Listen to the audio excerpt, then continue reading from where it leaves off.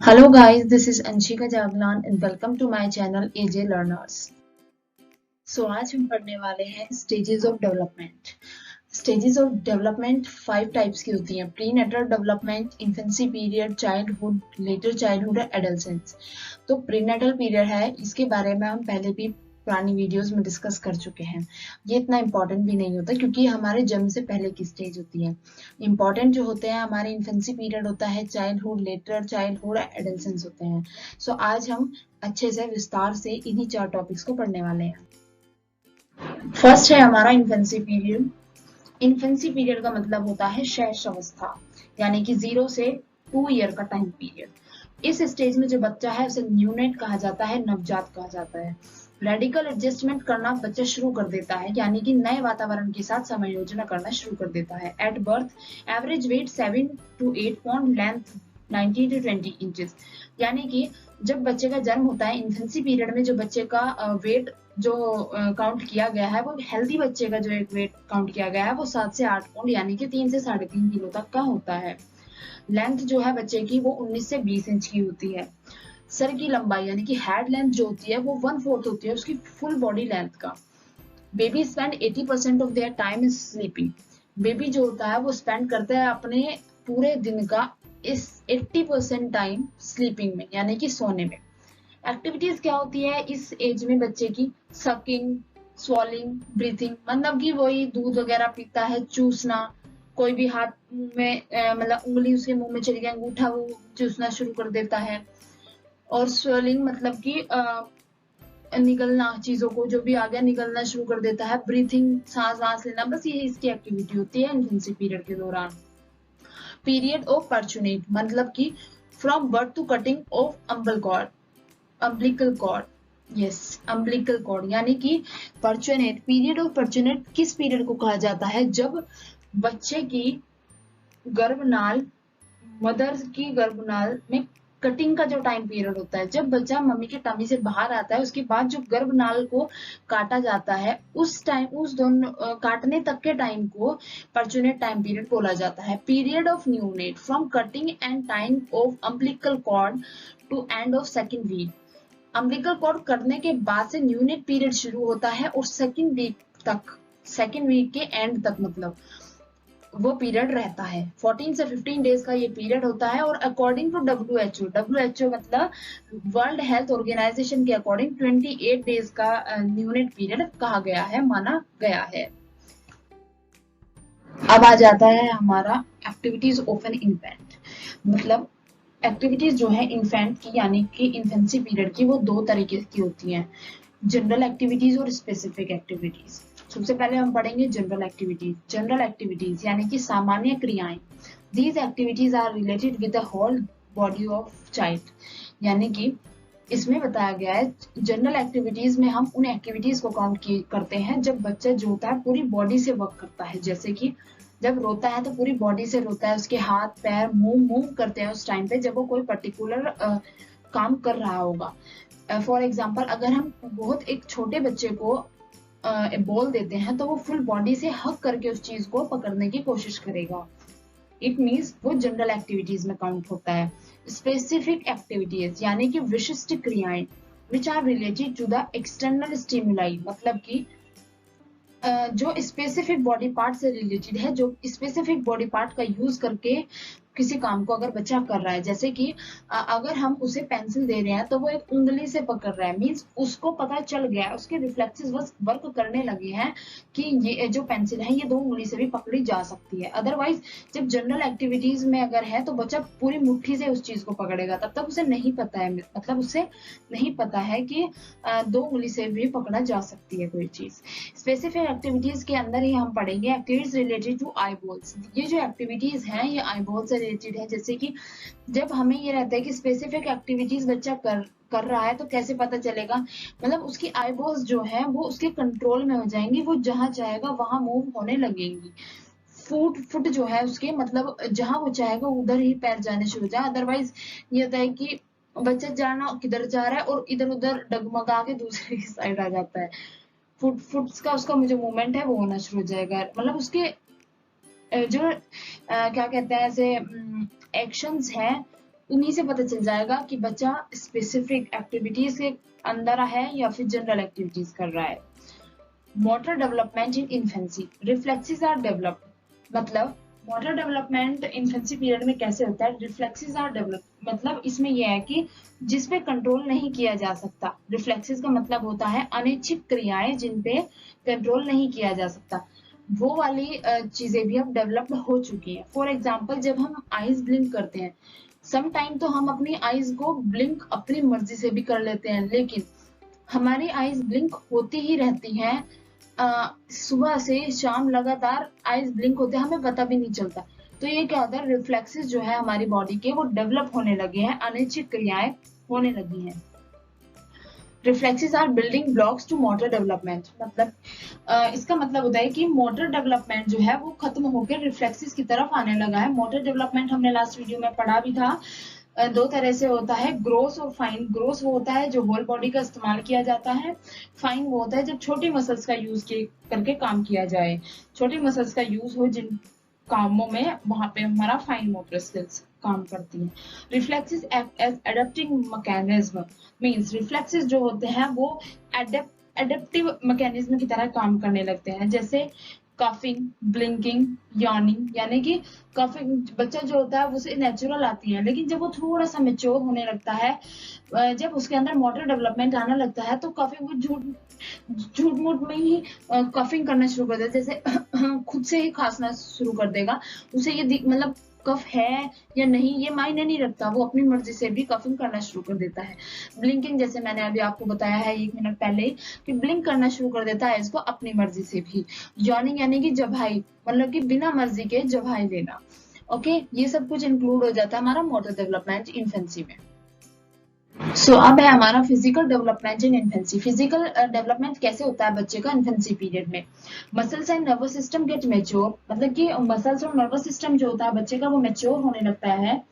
Child tries to grasping and reaching for object, sitting and crawling, बच्चा बैठना शुरू कर देता है, क्रॉल करना यानी कि गोडलियों चलना शुरू कर देता है, वो चीजों को ग्रेस्पिंग मतलब कि चीजों को उठाना शुरू कर देता है, ग्रेस्प करना शुरू कर देता है, रीचिंग ढूंढना शुरू कर देता है सामान को जो इधर उधर पड़ा होता है।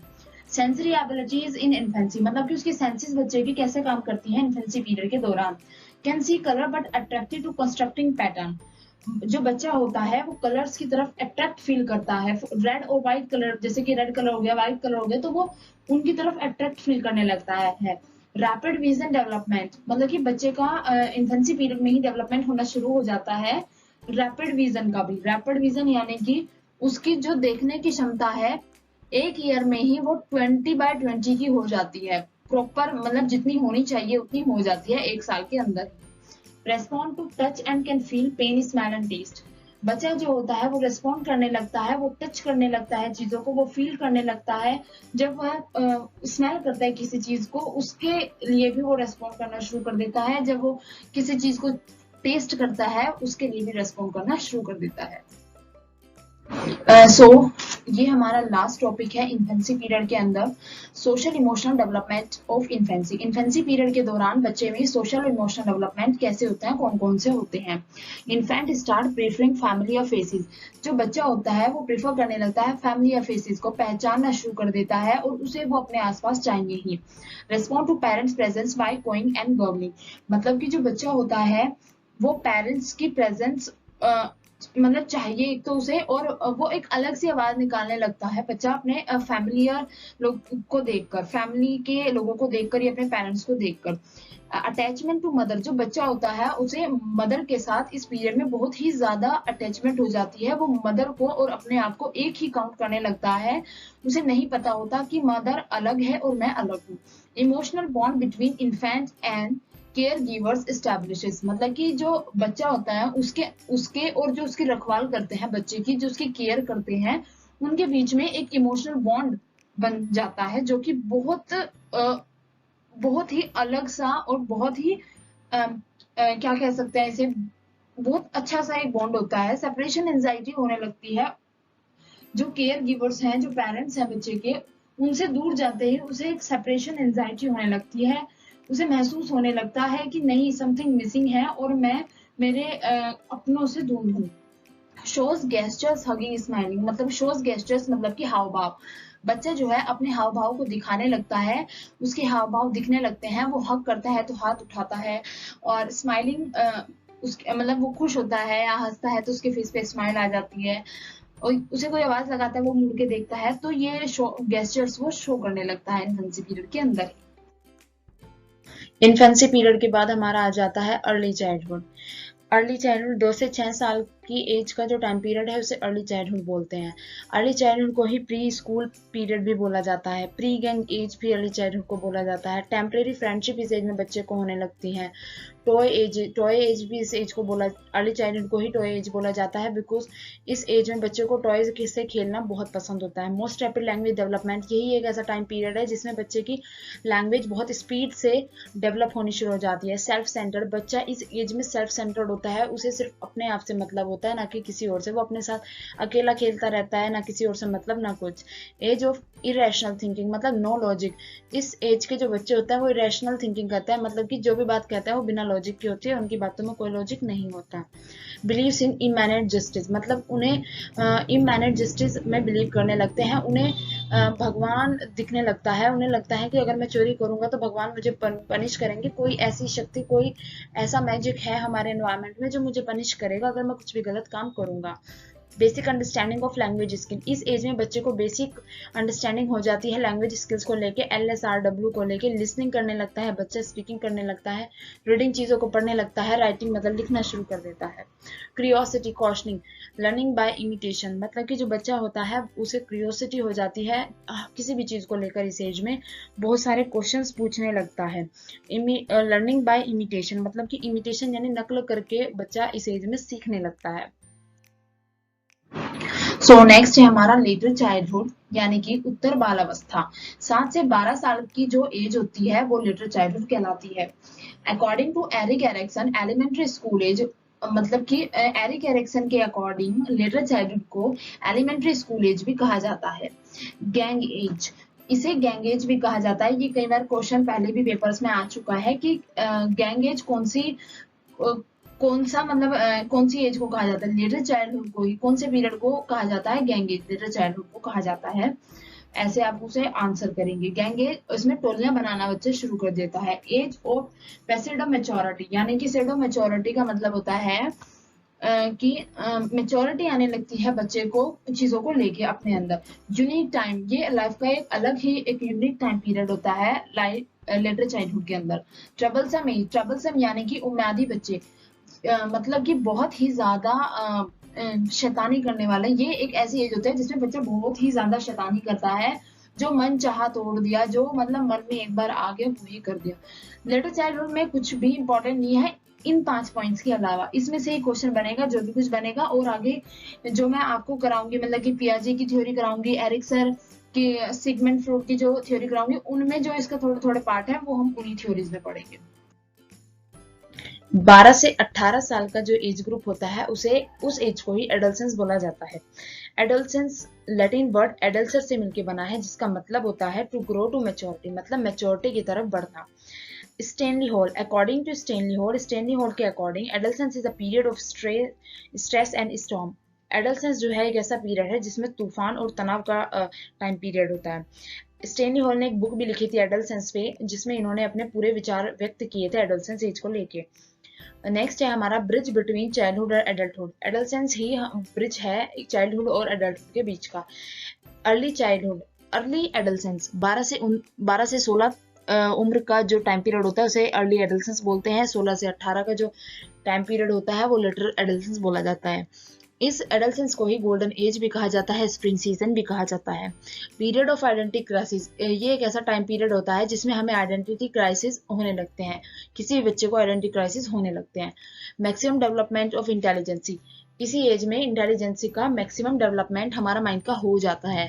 Feeling of self respect, importance of group, इसमें एडोलसेंसी एक ऐसी एज है जिसमें मतलब सेल्फ रेस्पेक्ट आ जाती है, अपनी इज्जत प्यारी लगने लगती है। इंपॉर्टेंस ऑफ ग्रुप, जिस ग्रुप में हम रहते हैं, जिसके साथ हम खेलते बैठते उठते हैं, उसके लिए हमारी इंपॉर्टेंस हमारे दिमाग में बहुत ज्यादा बढ़ जाती है। साथ ही साथ बच्चा इस एज में डे ड्रीमिंग भी करने लगता है। डेवलपमेंट ऑफ लीडरशिप क्वालिटी, मतलब बच्चे के अंदर लीडरशिप क्वालिटी आ जाती है। Lack of stability and adjustment, समायोजना का अभाव, मतलब कि बच्चा जो है स्टेबिलिटी कम हो जाती है बच्चे के अंदर, एडजस्टमेंट नहीं कर पाता है वो किसी भी माहौल में जल्दी से। एंड कैरियर फ्रस्ट्रेशन, मतलब कि सीरियस अबाउट स्टडीज हो जाता है बच्चा, 11th-12th वाला एज क्लास में होता है इस टाइम पे, और वो बहुत ज़्यादा सीरियस हो जाता है अपनी पढ़ाई को लेकर, उसे अपने करियर की टेंशन होने लगती है। नेक्स्ट है हमारा फीलिंग ऑफ रिवॉल्ट। रिवॉल्ट मतलब विद्रोह, विद्रोह की फीलिंग बच्चे के अंदर डेवलप हो जाती है। Development of criminal tendency, criminal tendency का जो मतलब कि किस तरफ हम बच्चा जा रहा है वो भी एडल्सेंस की एज में ही फिक्स हो जाता है। सम टाइम इस एज में बच्चे का क्रिमिनल टेंडेंसी भी बच्चे में आ जाती है। नेक्स्ट हम पढ़ेंगे eating disorder related to adolescence. Adolescence के टाइम पे ईटिंग डिसऑर्डर जो हमारी बॉडी में होते हैं वो।